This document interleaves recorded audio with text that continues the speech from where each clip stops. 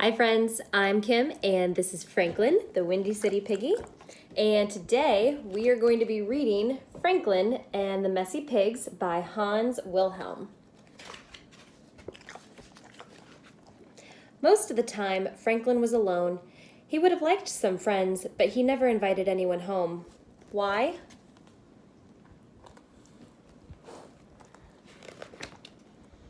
The truth is, Franklin was too embarrassed. His family was very lazy and very messy. They never ever cleaned up. They didn't sweep, wash up, or make their beds. They only took baths once a year, and then only if it was absolutely necessary.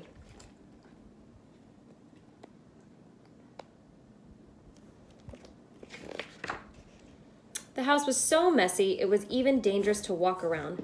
Franklin was always slipping on toys that hadn't been put away. Someone in the family was always sick or hurt. Franklin's parents didn't seem to care very much.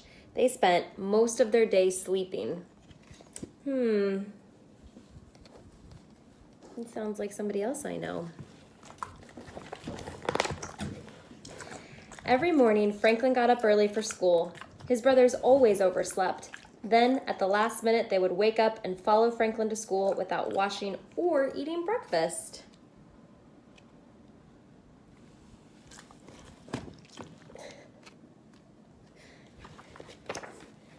At school, the teacher made Franklin's brothers sit apart from the other students.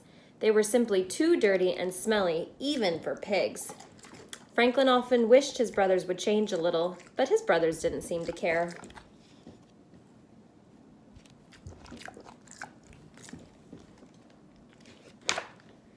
One day, all the pigs had to paint a picture. They could paint whatever they liked.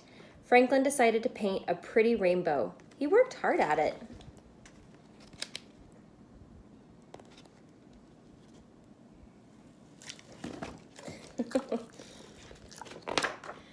When it was finished, Franklin's rainbow was the most beautiful painting in the whole class.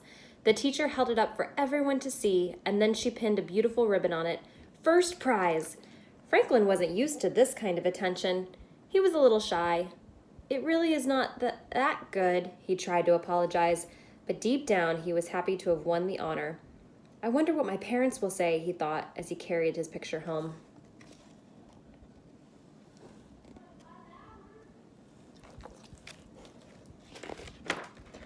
To Franklin's delight, his family was impressed. "Look at this! We've got a real Rembrandt in our family," cried his father with pride. "This is the loveliest rainbow I have ever seen," added Franklin's mother.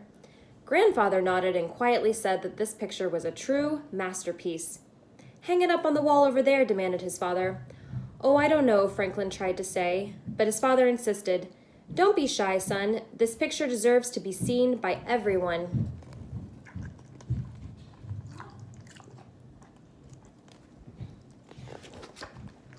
When the picture was on the wall, Franklin stepped back.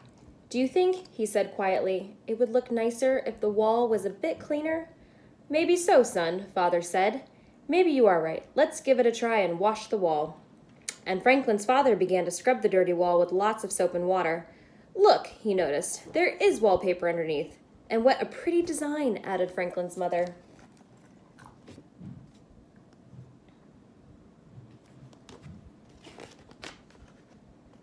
After the job was done, Franklin said, "Thank you for cleaning the wall. The picture really looks much better now." "Well, such a fine painting deserves a fine place to hang. But now that the wall is clean, it's a shame the floor is so messy. Maybe we should do something about this old straw." "Here, let me do it," interrupted Grandfather. "I had intended to change this old straw for the last 50 years, but I never got around to it. Now I have a good reason to get started." And he cleaned out all the old straw and put down fresh new straw everywhere.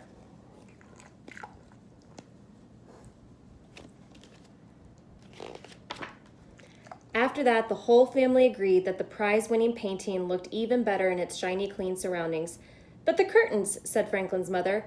"We nearly forgot the curtains. We can't leave them dirty. I must wash those too." So she took them down from the windows and carried them outside to wash them in the trough.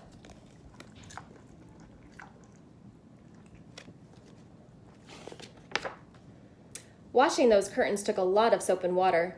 A lovely soft white foam rose from the trough and spilled bubbles over the sides.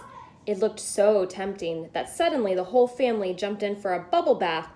They spent the whole afternoon in the trough, splashing and playing, grunting and laughing.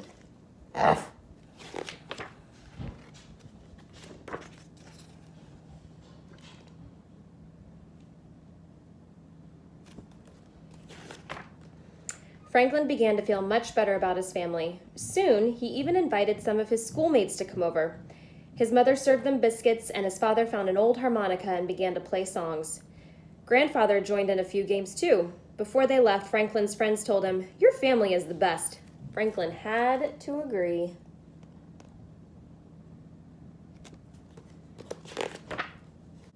From then on, life was much happier for Franklin and his family. With his parents' encouragement, Franklin took painting lessons and his talent blossomed.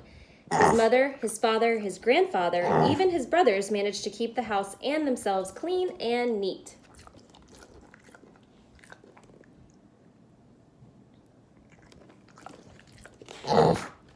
Only once in a while, they took a crazy mud bath together, including Franklin. The end. What'd you think?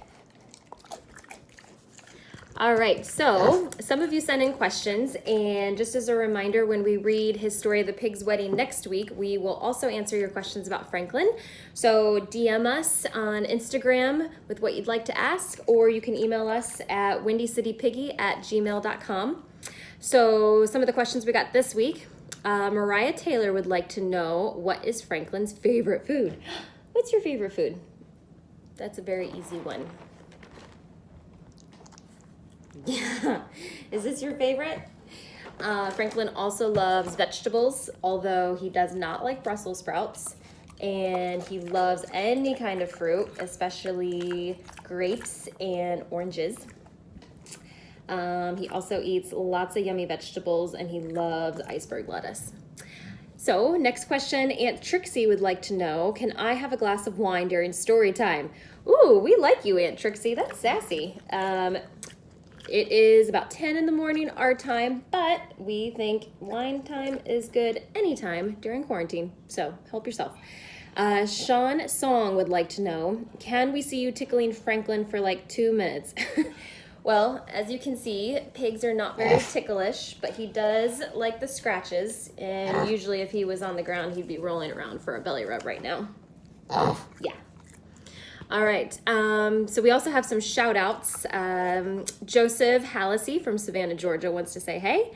Grandma Hadler from Greensburg, Indiana. Franklin says hi. Yaya all the way from Singapore. You have friends from Singapore, yeah. Taylor Schneider from Batesville, Indiana. Claire Metzner from Toledo, Ohio.